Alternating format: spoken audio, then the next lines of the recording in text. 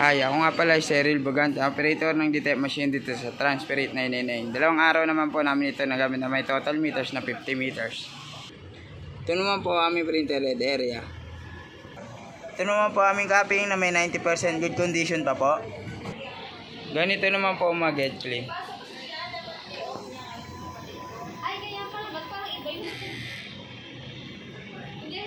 After red clean, punasan ng wiper.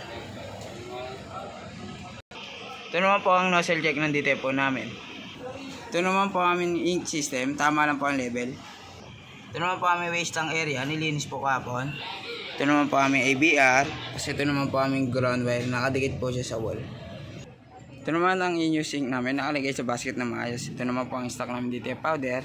Dito naman po ang DTF ink. Dito naman po nakalagay ang DTF roll. Ito naman po ang consumable monitoring namin. Ito naman po yung sa white. Ito naman po sa cyan, yellow, magenta, black, DTF film, DTF powder.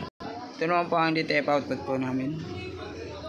Ito naman po ang printed daily checklist po namin. Updated naman po siya. Thank you.